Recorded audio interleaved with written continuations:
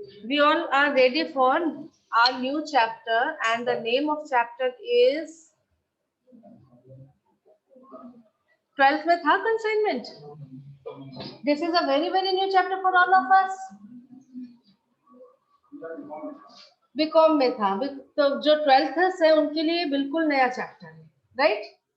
ठीक है, very interesting chapter, बहुत मजेदार चैप्टर है. Consignment comes from the word, या इसको अगर लिख सकते टू कंसाइन. ठीक है, टू कंसाइन मीन्स व्हाट? भेजना, टू सेंड.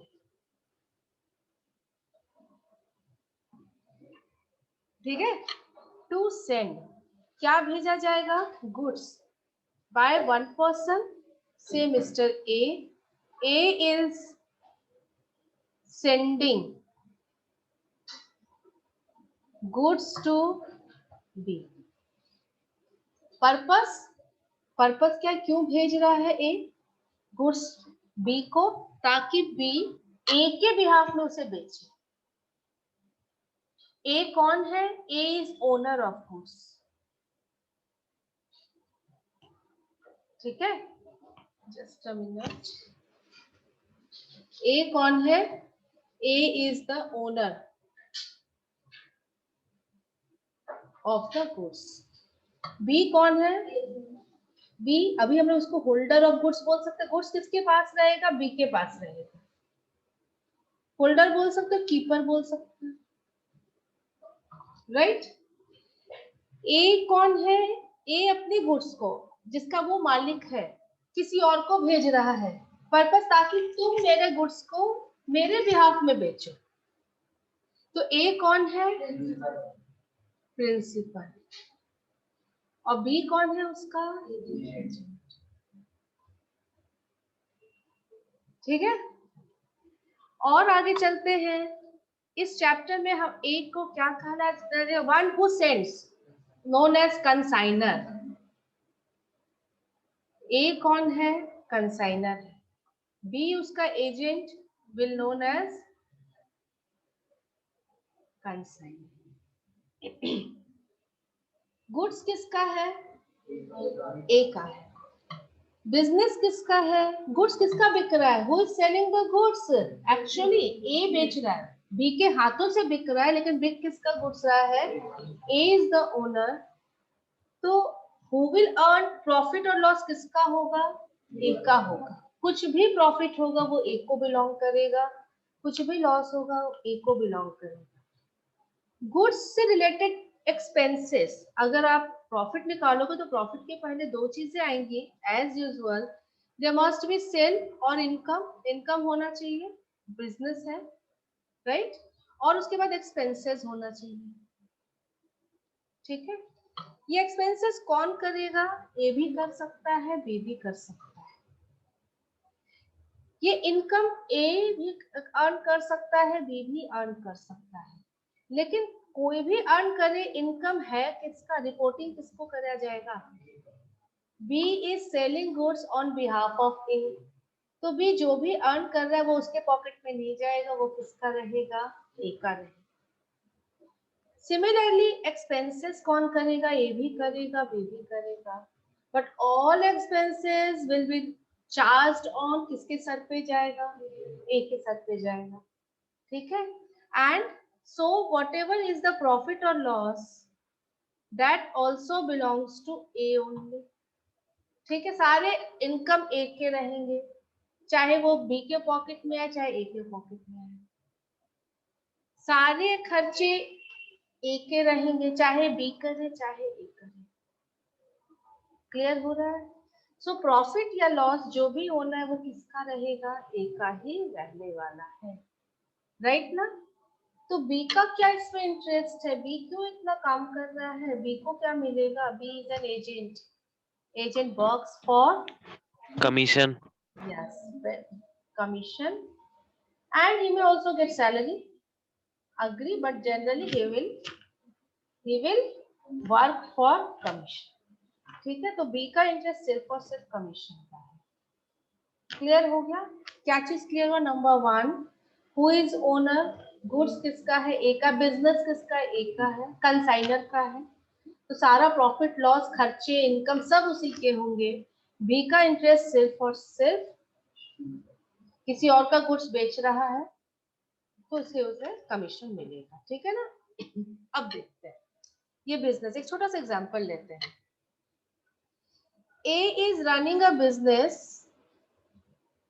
सपोज करते हैं A is running a business in Dhanbad, ठीक है, अपने धनबाद में वो मिस्टर ए बिजनेस कर रहा है, छोटा सा एग्जांपल, ओके। तो ए मस्ट बी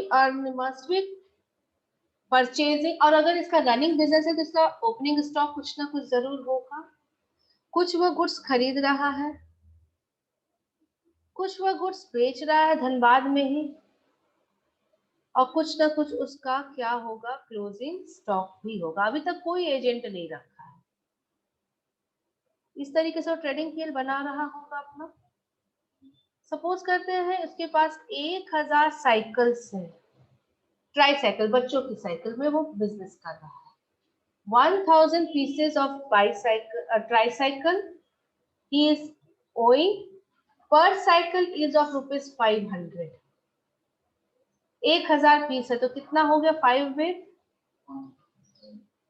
500 प्लस 30 ना 5 लाख का उसके पास ऑलरेडी ओपनिंग स्टॉक है, ठीक है। इसके बाद कुछ साइकिल वो और खरीदा, मान लेते हैं 2000 साइकिल्स और खरीदा, again at the rate of 500। Rate change भी हो सकता था बट फॉर कन्वीनियंस अभी मैंने चेंज नहीं किया। Entire amount is coming 10 lakh, right, okay. अब इसमें से कुछ को बेच दिया और कुछ इसका क्लोजिंग स्टॉक, यही तो है कहानी। सपोज करते आउट ऑफ, उसके पास टोटल कितने साइकिल हो गए, इफ यू कैलकुलेट, 1000 पीस पहले से था, 2000 साइकिल और खरीद लिया, टोटल नंबर ऑफ साइकिल ही is in hand is 3000। Out of this we assume 2100 cycle बेच दिया, ठीक है, 2100 साइकिल ही हैज सोल्ड। तो 2100 जैसे ही बिकेगा आप तुरंत पूछोगे किस रेट में बेचा है, मानते हैं 500 की साइकिल है, 600 रुपए में बेच रहा है, राइट। तो sale value will be how much, 126 with 4 zeros, right? This is the sell value. Now he is left with 3000 cycle था, 2100 cycle has been sold. He is left with how many cycles? Out of this, अब वो अपना एक दूसरे शहर में, for example in Patna, he is opening his branch, right? He is opening a branch in Patna. So he is sending 600 cycles to Patna. And Dhanbad के godown में उसके पास अभी भी कितना साइकिल पड़ा हुआ रहेगा, 300। ईयर एंड में ये स्थिति, राइट ना। तो अब इसको इस ट्रेडिंग अकाउंट में कहीं ना कहीं हमें लिखना पड़ेगा या नहीं लिखना पड़ेगा। Closing stock can be right 900, no, closing stock तो इसके पास कितना है, 300 पीसेस ऑफ साइकिल्स है, और कुछ साइकिल जो वो पटना भेजा है, तो आप क्या लिखोगे, कहाँ लिखोगे, सेल के नीचे और क्लोजिंग स्टॉक के ऊपर। I am writing by goods sent on consignment. कितना पीस है, पीस इसका कॉलम नहीं बनता, इसका कॉलम आपको बनाना नहीं है, हम समझाने के लिए यहाँ बना रहे हैं। 600 साइकिल्स, राइट, 600 साइकिल उसने भेज दिया, right. Tell me what should be the amount here. 600 cycle भेज रहा है, यहाँ अमाउंट क्या आना चाहिए, कॉमर्स के स्टूडेंट हो, 600 cycle, yes tell me, 3 lakh. 3 lakh, one answer is coming, 3 lakh, 3 lakh ma'am. 500 रुपए पर साइकिल का कॉस्ट है, और सेल वैल्यू कितना है, 600 रुपए। तो will it be multiplied by 500 या 600? 500 ना, और 600, क्योंकि this is not a sale, ये सेल नहीं है, अपना गुड्स आप अपने एजेंट के पास भेज रहे हो, simple. So it will be taken at what, at cost, right, and it will B 3 lakh. Good answer.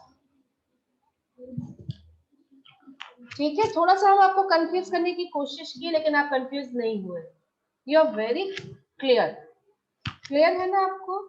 It will be not be at sale value, it will be send, भेजा जाएगा किस पर, at cost.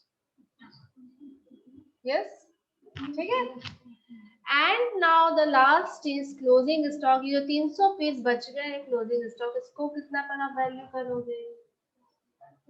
Cost NRB whichever is lower, आप inventory पढ़ चुके हो, तो cost कितना है इसका, 500 रुपया पर साइकिल। एनआरबी, आरबी तो पता है 600 है, ज्यादा है, उसको छोड़ देंगे, इट विल बी 1,50,000, राइट ना।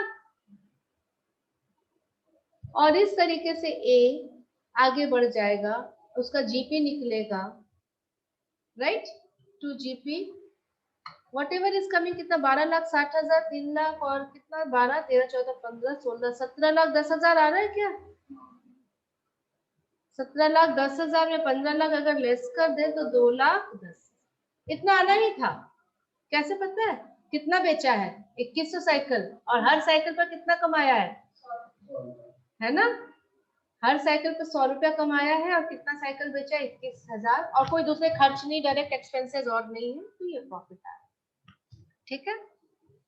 अब जो साइकिल 600 पीस बी के पास गया, उसका क्या हुआ? ये प्रॉफिट कितने साइकिल का है? ये धनबाद में जो साइकिल बिक रहा है उनका प्रॉफिट है। कुछ साइकिल ए का पटना में बिक रहा है, तो पटना में जरूर एक ब्रांच होगा, ब्रांच होगा तो वहां भी शॉप होगा, शॉप होगा तो शॉप पे बहुत सारे एक्सपेंसेस भी होंगे, धनबाद में भी बहुत सारे एक्सपेंसेस हो रहे होंगे शॉप में, राइट और नॉट। अब तो इसका 2 दुकान हो गया, one is in Dhanbad, right, and another is in Patna. Dhanbad में रेंट होगा अगर शॉप का दे रहा है तो, इलेक्ट्रिसिटी होंगे, राइट ना, सैलरी होगा स्टाफ का, बहुत सारे खर्च, डेप्रिसिएशन अगर फिक्स एसेट होगा तो depreciation, so many expenses. Same is the case with branch also. Suppose the total expenses of branch is 1,30,000 and Patna is 70,000, right? Just एक अमाउंट मान लिया। तो ये जो ट्रेडिंग अकाउंट ऊपर बन रहा था, ट्रेडिंग अकाउंट ओनली, ये वाला trading account, trading and profit and loss. तो अगर हम प्रॉफिट एंड लॉस बनाए तो जीपी कितना अभी निकला है आपके सामने, 2,10,000। ठीक है। यहाँ पर एक्सपेंसेस हम लिखेंगे, ऑल एक्सपेंसेस जो यहाँ ऊपर में लिख रहे थे, रेंट है, इलेक्ट्रिसिटी है, सैलरी है, और भी बहुत सारे खर्चे। How much should be the expense? Will it B 1,30,000? Will it B 70,000? या इन दोनों को मिलाकर के लिखेंगे 2 lakh? No. This trading PL is being prepared by A only, and it belongs to Dhanbad only. क्योंकि सेल सिर्फ धनबाद का लिया है, तो खर्चे भी तो सिर्फ धनबाद के लेने हैं। तो यहाँ पर हम लोग खर्च किसका लिखेंगे? 1,30,000, राइट। अभी भी माइंड में एक क्वेश्चन आ रहा है, उस 600 साइकिल का क्या हुआ?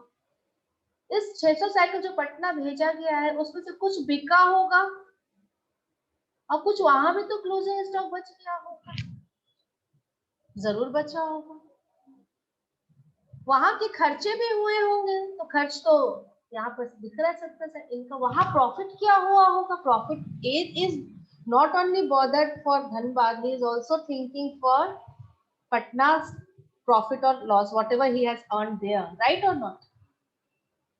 तो ये जो ट्रेडिंग पीएल बन रहा है, इस ट्रेडिंग पीएल में पटना की कोई इनकम नहीं आ रही, पटना का कोई खर्च नहीं आ रहा, वो कहाँ जाएगा? उसके लिए मिस्टर ए एक अलग से अकाउंट बनाएगा, ए उसके लिए एक अलग से अकाउंट बनाएगा जिसका नाम रहेगा, क्या नाम रहेगा? No, consignment account. ठीक है, दिस इज कंसाइनमेंट अलग से, right?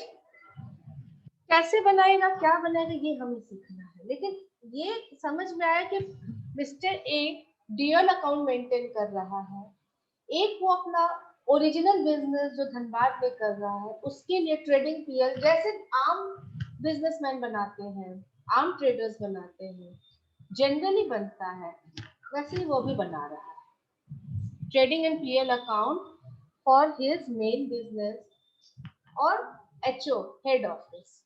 Can I say this? ठीक है।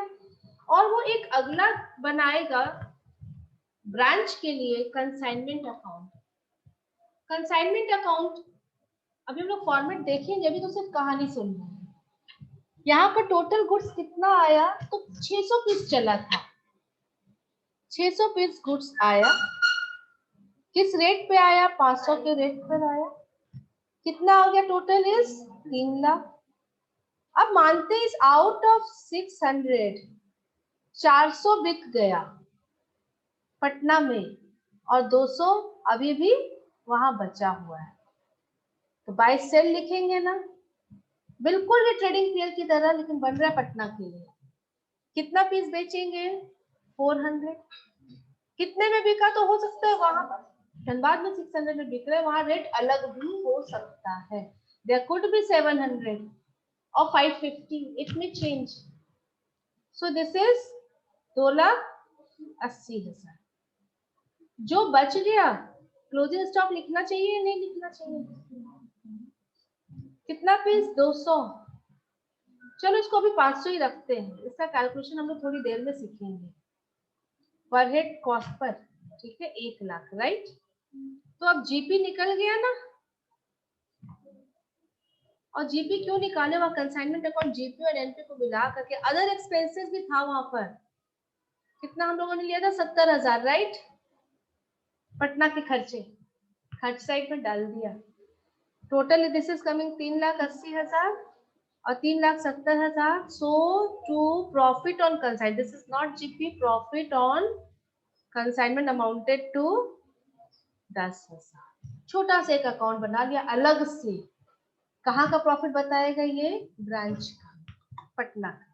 अब इस प्रॉफिट को अपने मेन अकाउंट में, ये मेन अकाउंट चल रहा था ट्रेडिंग पीएल, आपको दिख रहा है ना, ये पीएल का पार्ट है, जीपी आया, ये धनबाद के खर्चे।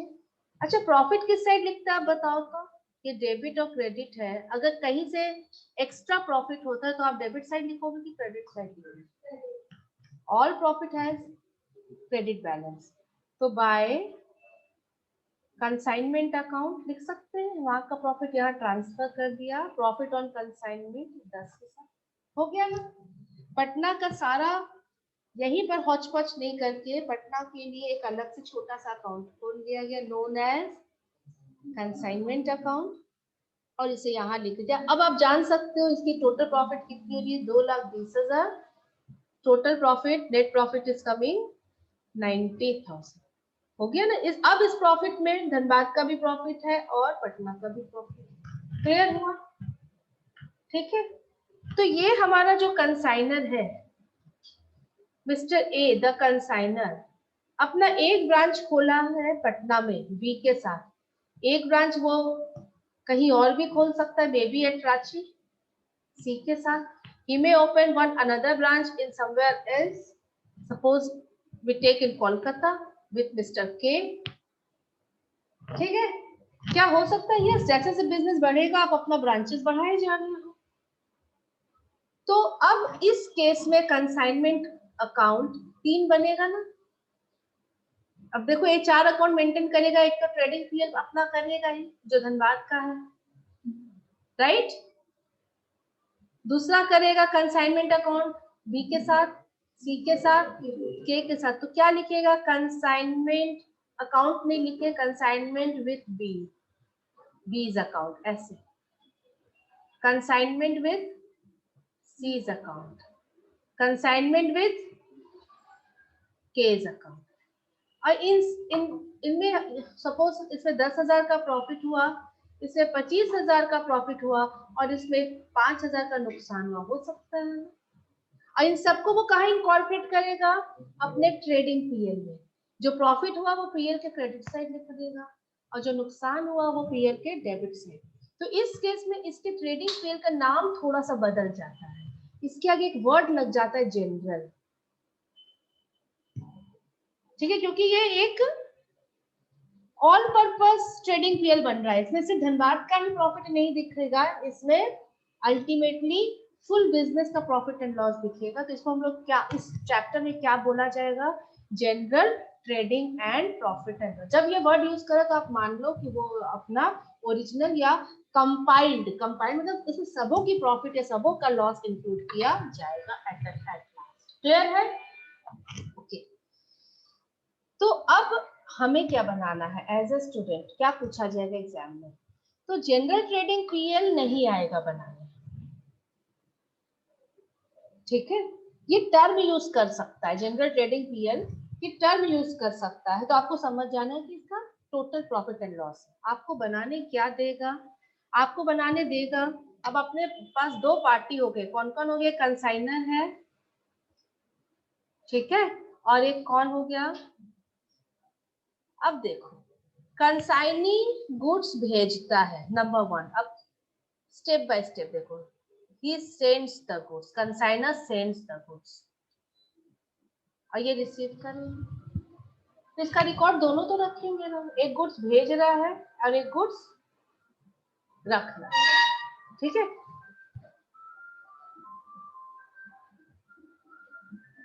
Please put off your mobile, right ना। अच्छा, गुड्स भेजने में कुछ खर्च होंगे या नहीं होंगे? धनबाद से पटना अगर वो गुड्स भेजेगा, there must be some additional expenses और नॉट, ठीक है। If a consignor is A, तो जब भी गुड्स को भेजा जाता है तो कुछ खर्च होते हैं जिसको एक्सपेंसेस ऑफ कंसाइनर कह सकते हैं। 3 तरीके का खर्च बहुत नॉर्मल होता है। नंबर 1, गुड्स को भेजना है, साइकिल को पहले पैक कराएगा, पैकिंग चार्जेस लगेगा, ट्रांसपोर्टेशन में डालेगा। दूसरा, उसको इंश्योरेंस करवा के भेजेगा, पैकिंग चार्जेस, इंश्योरेंस, और तीसरा कैरेज या ट्रांसपोर्टेशन या फ्रेट, TION या फ्रेट। तो जब भी कंसाइनर गुड्स को भेजता है तो उसे कुछ खर्च करने पड़ते हैं, उसे हम एक्सपेंसेस ऑफ कंसाइनर कहते हैं, राइट। और यह जनरली 3 प्रकार का होता है, पैकिंग, इंश्योरेंस एंड ट्रांसपोर्टेशन। अब ये गुड्स ए के पास से चल करके, this is place of A, मानते हैं this reach to Patna railway station, Patna railway station, और बी का शॉप बोलो, गोडाउन बोलो, कुछ यहाँ है, बी गोडाउन। अब आपको दिख रहा है कि इस रेलवे स्टेशन से अपने गोडाउन तक ले जाने में कुछ खर्चे फिर और होंगे, फ्रेट लगेगा, लगेगा ना, रास्ते में भाड़ा लगेगा। ये कौन देगा? किसके पॉकेट से जाएगा? कौन है वहां पटना में? कौन है? बी है। तो ये बी का खर्च लगेगा, एक्सपेंसेस ऑफ बी के पॉकेट से लगेगा। बट लेटर ऑन सारे खर्चे किसके हम लोग शुरुआत में पढ़े हैं? एक तो बी विल डिमांड और B will ask for this expenses from B. In other words, can we say B will incur expenses on behalf of A के बिहाफ में बी खर्च करें, राइट। तो हम इसको यहाँ पर नाम देंगे कंसाइनीज एक्सपेंसेस। लेकिन आपको माइंड में सेट कर लेना है ये बी के खर्च नहीं है, बी ए के बिहाफ में खर्च कर रहा है, जो बाद में वो लेटर ऑन ले लेगा उससे, ओके। तो ये जो भी खर्च लगेंगे ये यहाँ गोडाउन में लगेंगे, ठीक है। हम लोग बात कर रहे थे कि हमारा कंसाइनर क्या क्या, कंसाइनर कौन कौन सा अकाउंट बनाएगा? तो कंसाइनर के बुक में, ए के बुक में 3 अकाउंट बनेंगे। Number 1, consignment account.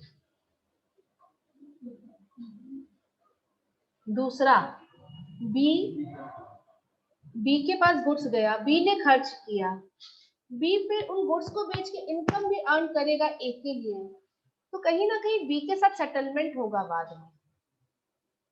तो B's account, can I call it consignee's account?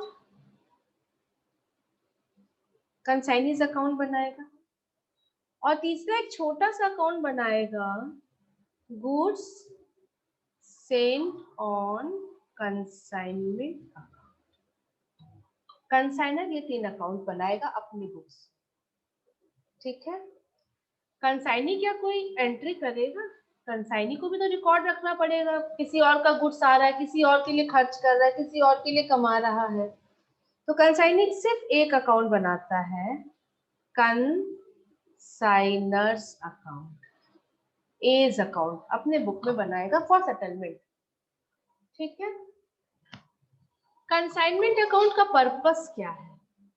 Purpose of making this account, आप बता सकते हो? कंसाइनमेंट अकाउंट बना करके हम लोग क्या निकाले थे? Profit and loss. Profit, yes, profit या लॉस जो कहाँ हुआ? ब्रांच में हुआ।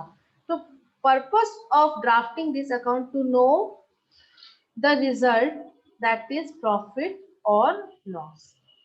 कहाँ पर? इन ब्रांच, ठीक है। ये ओवरऑल प्रॉफिट नहीं देगा, ये ब्रांच का प्रॉफिट देगा, ठीक है। कंसाइनीज अकाउंट क्यों बनाता है? सेटलमेंट के लिए, उसको दे वो मेरे बिहाफ में बेचा है तो उसके पास मेरा सेल का अर्निंग है, मेरे बिहाफ में खर्च भी किया है, वो भी देना है, तो फॉर सेटलमेंट पर्पस, ठीक है। ये कंसाइनमेंट अकाउंट कौन सा अकाउंट है? This is purely nominal account. इसमें बिल्कुल ट्रेडिंग पीएल की तरह हम लोग अभी जस्ट ड्राफ्ट करेंगे। कंसाइनी अकाउंट कौन सा अकाउंट है? दिस इज पर्सनल अकाउंट, एक पर्सन को, मिस्टर बीज account, and this is a transfer account. अभी हम लोग यहीं से स्टार्ट करते हैं। पहले हम लोग कंसाइनर के बुक में अकाउंटिंग सीखेंगे, राइट। कम फॉरवर्ड, अब देखते हैं। In the books of consignor, ऐसे लिखते हैं, in the books of consignor. आपको हमेशा दिमाग में रखना है कंसाइनर इज द ओनर, सारा सेल उसका, सारा खर्च उसका, चाहे धनबाद में कर रहा है चाहे पटना में, राइट ना। जो थर्ड अकाउंट है सबसे पहले हम उसको ड्राफ्ट करके दिखा रहे हैं, ये सबसे लास्ट में बनता है, लेकिन एक बार हम इसको पहले ड्राफ्ट कर रहे हैं।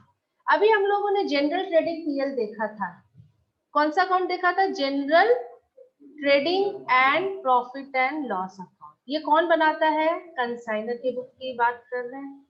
ये कैसा दिख रहा था? ट्रेडिंग पीएल की तरह ही। टू ओपनिंग स्टॉक धनबाद का, टू परचेज धनबाद में, बाय सेल धनबाद में, right, by closing stock Dhanbad में, राइट। और यहाँ क्या देखे थे आप? By goods sent on consignment account, जो वो 600 साइकिल भेज रहा था एट द रेट ऑफ 5। ये देखो, यही अकाउंट थर्ड अकाउंट है। ये ऊपर में देखो, गुड्स सेंट ऑन कंसाइनमेंट। तो थोड़ा तो आपको समझ में आया, जब हम goods sent on consignment account बनाएंगे तो उसका डेबिट क्या होगा आपको पता चल गया। Goods sent on consignment account जब हम लोग बना रहे हैं तो दैट इज वेरी क्लियर, क्या लिखेंगे? टू ट्रेडिंग अकाउंट, पीएल नहीं, टू ट्रेडिंग अकाउंट या जनरल ट्रेडिंग अकाउंट आप लिख सकते, 3 लाख, राइट, कोई दिक्कत? और ये गुड्स धनबाद से निकल करके कहाँ गया था? पटना। तो धनबाद के ट्रेडिंग अकाउंट से निकल करके, धनबाद के ट्रेडिंग अकाउंट से निकल गया, निकल क्रेडिट किया ना आपने। आप किस चीज को क्रेडिट करते हो? आप सेल को क्रेडिट करते हो, जो जा रहा है, ये भी जा रहा है ना। ये धनबाद से निकल के कहाँ चला गया? पटना। ट्रेडिंग अकाउंट से निकल के कहाँ चला जाएगा? कंसाइनमेंट अकाउंट, क्योंकि पटना का सारा रिकॉर्डिंग हम लोग कंसाइनमेंट अकाउंट में कर रहे हैं। तो यहाँ क्या लिखेंगे हम लोग? By consignment account. अगर 2-3 कंसाइनीज है तो कंसाइनमेंट टू बीज अकाउंट लिखेंगे, और एक ही है तो कंसाइनमेंट अकाउंट। खत्म, बंद, ये account close, finish. This is simply a transfer account. Godown, हमारे गोडाउन से सामान निकल करके कंसाइनमेंट अकाउंट में चला गया, that's it, purpose is over. ठीक है, तो मेन अकाउंट कौन सा है हमारा? कंसाइनमेंट अकाउंट है। मेन अकाउंट कौन सा है, किसको बनाने सीखना है? कंसाइनमेंट। ठीक है, we start with consignment, we start with consignment.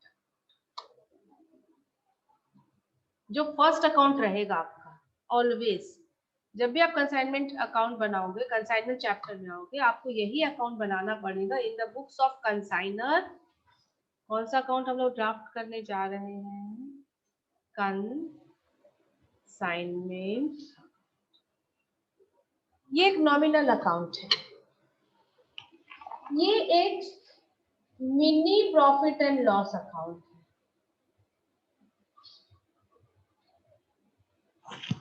अब प्रॉफिट एंड लॉस बोल दिए तो आप समझ गए कि डेबिट साइड पे सारे खर्च लिख देंगे, क्रेडिट साइड में इनकम एंड क्लोजिंग स्टॉक लिख देंगे, और जो डिफरेंस आएगा प्रॉफिट हो जाएगा। यही है ना? देखो, mini profit and loss account लिखने से आधा दिमाग में बैठ जाना चाहिए कि अच्छा ये दिखेगा कैसे, बिल्कुल प्रॉफिट एंड लॉस अकाउंट की तरह। क्लियर है ना? तो फर्स्ट एंट्री इसकी होगी यहां से। अब देखो ऊपर में कौन सा अकाउंट था? गुड्स सेंट ऑन कंसाइनमेंट में बाय कंसाइनमेंट है, तो कंसाइनमेंट अकाउंट में क्या हो जाएगा? To goods sent on consignment account. 3 lakh का साइकिल आ गया, 600 पीस साइकिल आ गया, राइट? ठीक है, अब साइकिल चला है धनबाद से पटना के लिए, तो ए को कुछ खर्च करने पड़े होंगे। क्या क्या खर्च ए ने किया? टेल मी, है ना? तो टू बैंक सबसे पहले खर्च किया है, तो कैश या बैंक कुछ तो आएगा। 3 प्रकार के खर्च आपको मैंने बताया है, packing, insurance charge, insurance in transit, है ना, रास्ते का इंश्योरेंस, राइट? और तीसरा कैरेज या फ्रेट। सपोज करते हैं तीनों 1-1 हजार है, 10-10 हजार है, तीनों का अमाउंट हमने 10-10 हजार मान लिया, टोटल इज कमिंग 30,000। ठीक है, गुड्स मिल गया बी को, बी को नहीं मिला, अभी स्टेशन में पहुंच गया पटना में। अब जल्दी क्या होगा? बी कुछ खर्च करके उन गुड्स को गोडाउन में ले जाए। ये एंट्री किसके बुक में हो रही है? हमेशा दिमाग में रखना, ए के बुक में। ए के बुक में कंसाइनमेंट अकाउंट कौन बना रहा है? अभी ऊपर में लिखे, देखो, in the books of consignor 3 account बनता है, consignment account, consignee's account and goods sent on consignment. Consignee तो सिर्फ एक अकाउंट बना रहा है, ठीक है?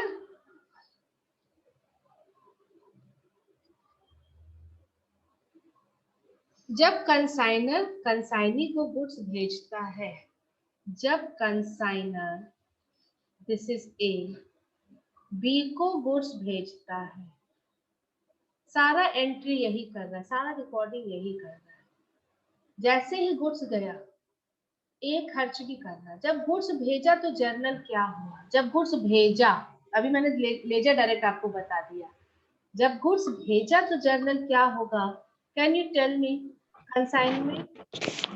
Consignment to goods sent on consignment. Debit, very good, to goods sent on consignment, right ना?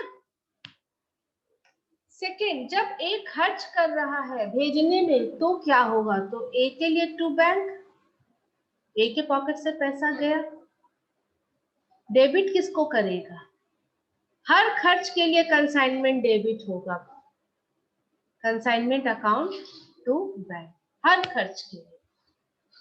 फिर बी कुछ खर्च करेगा, गुड्स मिल गया बी को, बी के पॉकेट से पैसा निकला, तो ए क्या एंट्री करेगा, ए क्या एंट्री करेगा, ए के बुक में क्या एंट्री होगी।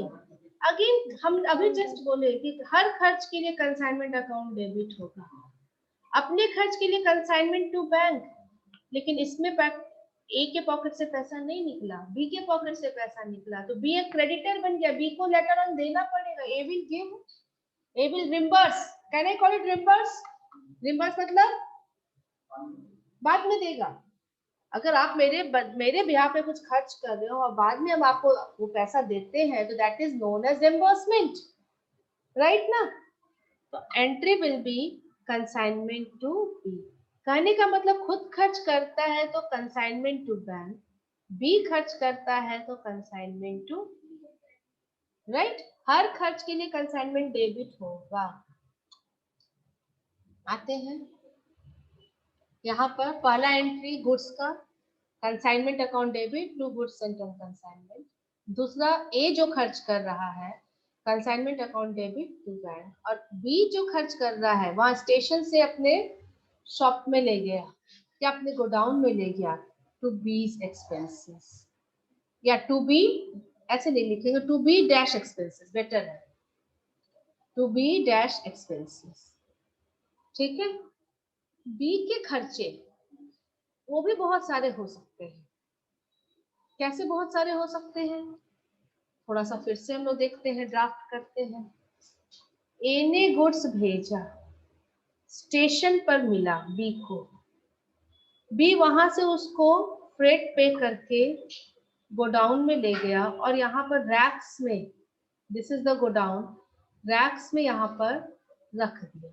ये कब तक रखा रहेगा, जब तक बिकेगा नहीं, ठीक है। अब खर्च देखो, ए का खर्च भेजने में 3 खर्च, पैकिंग, इंश्योरेंस इन ट्रांजिट और फ्रेट।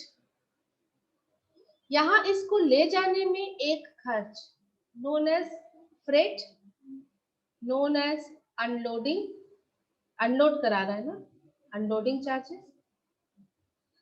गोडाउन में रखा और कब तक रखा, जब तक बिकेगा नहीं। तो कहने से जब तक बिकेगा नहीं, ये भाड़े का दुकान है, तब तक का रेंट लगते रहेगा, तब तक का इलेक्ट्रिसिटी लगते रहेगा, मतलब सम एक्सपेंसेस जो गुड्स के ऊपर कर रहा है बार बार हर महीने, कब तक, जब तक ये बिक ना जाए। तो बी का खर्च 2 प्रकार का है अगर आप देखो तो। जो ये 600 पीस साइकिल ले गया उसमें कुछ तो भाड़ा दे रहा है, भाड़ा इन 600 साइकिल पर सिर्फ एक बार, वन टाइम एक्सपेंस दिख रहा है आपको, एक ही बार भाड़ा दे के ले गया ना इस 600 साइकिल को, लेकिन यहाँ पर बाकी खर्चे बार बार करेगा। Can I call it recurring expenses. अब हर महीने भाड़ा देगा इसका, हर महीने। अगर इंश्योरेंस करा कर रखा है, इंश्योरेंस इन गोडाउन एक होता है कि इंश्योरेंस इन ट्रांजिट आपने देखा, तो इंश्योरेंस गोडाउन भी तो हो सकता है कि आग न लगे, अगर आग लग जाएगी तो उससे इंश्योर कराने के लिए। तो बार बार ये अगर 3 साल नहीं बिका है और 3 साल गोडाउन में रखा है, 3 बार इंश्योरेंस कराएगा। तो बी के खर्च 2 प्रकार के होते हैं। बी जो कंसाइनी है, कंसाइनीज एक्सपेंसेस को हम 2 कैटेगरी में डाल सकते हैं। Number 1 is non recurring, that is only freight. Diagrams I think this is clear. जो एक बार ले जाने में लगा वो बार बार नहीं लगेगा, इस 600 साइकिल पर दोबारा भाड़ा नहीं लगेगा, और नया साइकिल लगा तो भाड़ा देना पड़ेगा, लेकिन इस 600 पीस साइकिल पर दोबारा भाड़ा नहीं देना। और दूसरा क्या खर्च हो गया, अब इस 600 साइकिल बिक नहीं रहा है तो बार बार इस पर गोडाउन पे खर्च। Can I call it godown expenses या expenses in godown, can I call it short में, ठीक है। तो बी हमारा 2 प्रकार का खर्च कर रहा है। टर्म जो आपको मिलेगा नॉन रेकरिंग मिलेगा एंड रेकरिंग मिलेगा क्वेश्चन में। तो नॉन रेकरिंग का मतलब एक बार जो लगा गोडाउन तक ले जाने का खर्चा, और रेकरिंग मतलब गोडाउन में रखने के बाद के खर्चे। ठीक है, तो आते ही वापस बी के एक्सपेंसेस यहाँ पर रहेंगे नॉन रेकरिंग और दूसरे रहेंगे रेकरिंग। रेकरिंग में क्या क्या रह सकता है? गोडाउन रेंट, इंश्योरेंस इन गोडाउन एटसेट्रा। जनरली ये दोनों आपको मिलेंगे। और नॉन रेकरिंग में क्या मिलेगा आपको? Freight. Suppose the expense on freight was कितना मान ले 5,000 एंड दीज एक्सपेंसेस वाज 10,000। अपनी मर्जी से हम लोगों ने मान लिया। ठीक है, साल की शुरुआत में गुड्स भेज दिया ए ने उस गुड्स पे कुछ खर्च किए, द अमाउंट वाज 30,000। बी को गुड्स मिला, स्टेशन से गोडाउन ले जाने तक का 5,000 और गोडाउन में रखने का 10,000। फिर अब इन 600 साइकिल के साथ क्या हुआ? कुछ बिका कुछ बचा। जो बिका है that is we all know by sale. ठीक है, by B dash sale, right. जो बिका दैट इज सेल। हम लोगों ने माना है कि 400 पीस साइकिल बिक गया at the rate of 700 each, तो 2,80,000, राइट ना। और bye closing stock, closing stock कितना बच गया? 200। अब इसका वैल्यू निकालना है, how much it will B. ठीक है, अगर ये वैल्यू निकाल ले तो बस प्रॉफिट ही तो, सारे खर्चे आ गए। देखो डेबिट साइड में इनकम आ गया, क्रेडिट साइड में क्लोजिंग स्टॉक अगर लिख दे तो क्या प्रॉफिट ऑन कंसाइनमेंट आ जाएगा ना। ट्रांसफर कहाँ करेंगे इसको? Transfer to general profit and loss account, right. बस इतना सा चीज है, अगर क्लोजिंग स्टॉक का वैल्यू सही, अरे अभी कुछ बचा है, आप लोग बोलो क्या छूट रहा है? अरे बी ने इतना मेहनत क्यों किया? कमीशन के लिए। तो जैसे ही सेल, जैसे ही बेचेगा बी, तुरंत बोलेगा मेरा कमीशन। अब ये कमीशन क्या है? बी के लिए इनकम है पक्का पक्का, ए के लिए एक्सपेंस। तो ए के लिए एक्सपेंस है तो ए क्या एंट्री करेगा? Tell me. हर खर्च के लिए कंसाइनमेंट अकाउंट डेबिट, और किसको देना है? बी, राइट ना। तो कंसाइनमेंट अकाउंट में यहाँ पर टू बी डैश कमीशन आना चाहिए ना। कमीशन कितना हम लोग अभी मान लेते हैं? 10%। तो 2,80,000 का 10% हो गया 28,000। ठीक है, अच्छा ये जो सेल है, ये दो प्रकार का सेल हो सकता है, कैश में भी बिक सकता है और उधार में भी बिक सकता है डेटर को।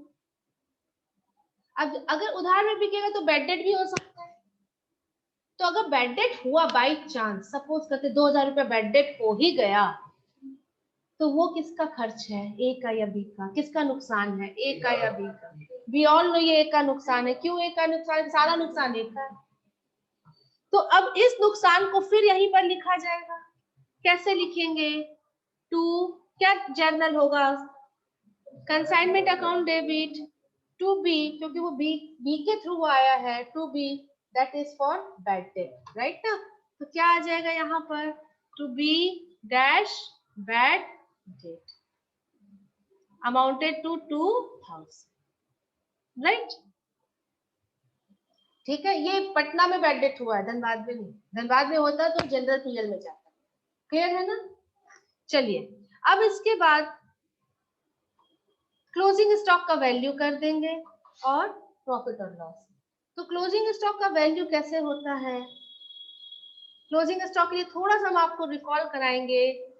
इन्वेंट्री चैप्टर अकाउंटिंग स्टैंडर्ड 2 कहता है cost NRV whichever is lower, पहले आपने पढ़ा इन्वेंट्रीज आर वैल्यूड कॉस्ट और एनआरवी लोअर, है ना। चलिए ये तो पता है। कॉस्ट में क्या क्या चीजें आती है? तो कॉस्ट में क्या क्या चीजें आएंगी? अगर आप, ये आपका होलसेलर है और ये आपका शॉप है। नॉन रिकरिंग एक्सपेंसेस, हाँ जी, परचेज प्राइस नॉन आएगा। रिकरिंग एक्सपेंसेस, एक minute, okay okay, I am coming. अभी हम एक जनरल बात कर रहे हैं, हम कंसाइनी का और कंसाइनर की बात नहीं कर रहे। कॉस्ट में क्या क्या चीजें आती है? तो परचेज प्राइस आती है। अगर आप सपोज करो आप कुछ गुड्स खरीद के ला रहे हो कोलकाता से यही बेचने के लिए, एक नॉर्मल ट्रेडर हो, तो आप पैकिंग, आप उस पर फ्रेट दे रहे हो, इंश्योरेंस इन ट्रांजिट करा रहे हो।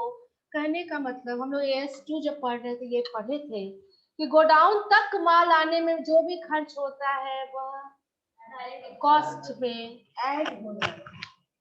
ठीक है, गोडाउन तक माल आने में जो भी खर्च होते हैं वह गुड्स के कॉस्ट में ऐड हो जाते हैं। अब देखिए और थोड़ा सा, this was Dhanbad, this is Patna.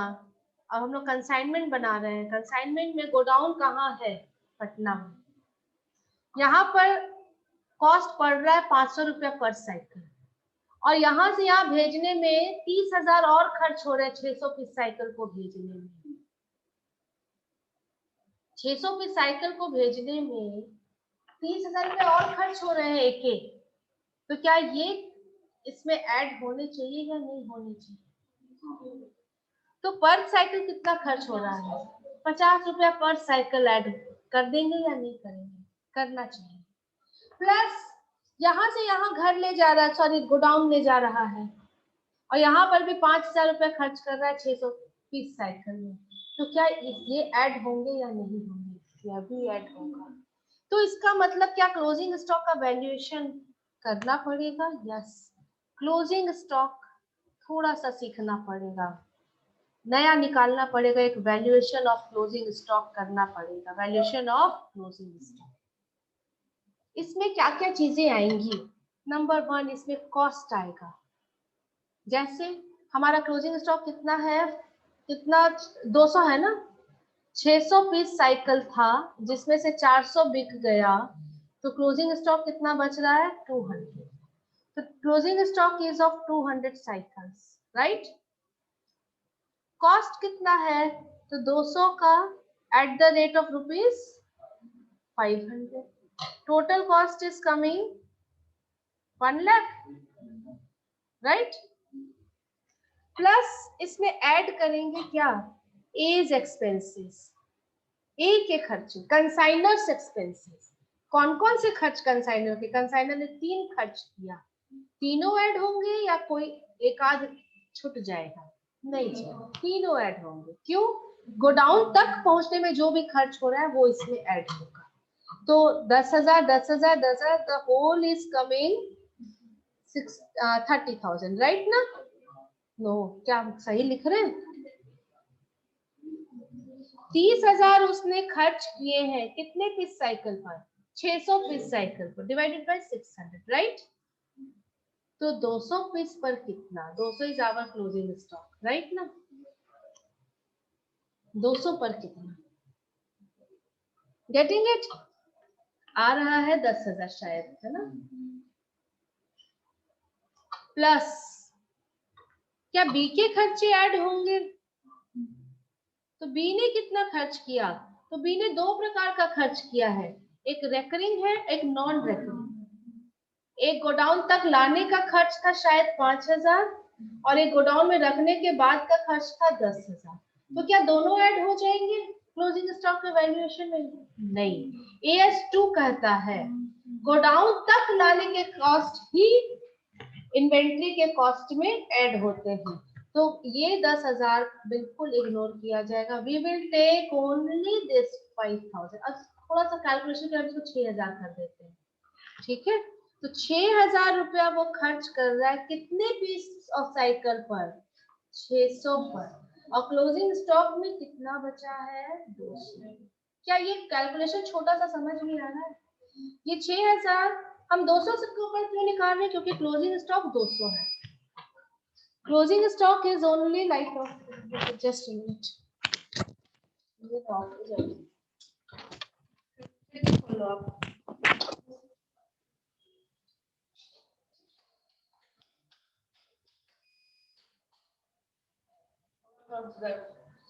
Summer आया है, थोड़ा प्रॉब्लम फेस करना होगा. It will all be sorted with in coming week, within 2 or 3 days.